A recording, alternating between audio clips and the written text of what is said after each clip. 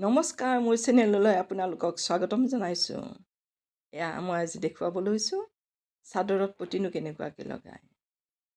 এয়া আমাৰ ট্ৰেইনিং চেণ্টাৰত চাদৰত পতি লগাব শিকাই আছোঁ। প্ৰথমতে চাদৰখনত পতি লগাবৰ কাৰণে আমাৰ যিকেইটা পতি থাকে সেইকেইটা কাটি ল'ব লাগিব। কাটি লোৱাৰ পিছত সৰু মূৰকেইটা জইন কৰি দিব লাগিব। আৰু এনেকুৱাকৈ আমি জিভাখিনি বাদ দি দিছোঁ। আৰু জিভাখিনি বাদ দি ফুলখিনিৰ পৰা পতিটো লগাবলৈ দিছোঁ। এয়া এটা ছাইডত যিটো ছাইডত ফুলখিনিৰ ছাইডৰ ফালে ফুল নাথাকে, অকল কাপোৰ থাকে, সেইখিনি কাপোৰ মুটুকাই দিব দিছোঁ। আৰু মুটুকাই দি ওপৰে ওপৰে চিলাই মাৰিব দিছোঁ।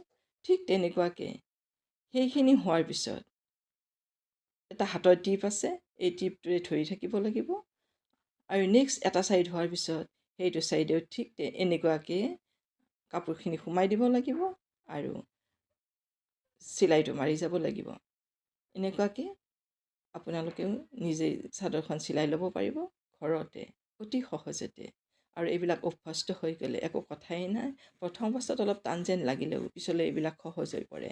আৰু দেখিছেনে, এয়া সুন্দৰকৈ চিলাই হৈ গ'ল। আৰু তেওঁনে খুবেই ফূৰ্তি পাইছে, কাৰণ নজনা কথা এটা জানিছে, ইমান ভাল পাইছে।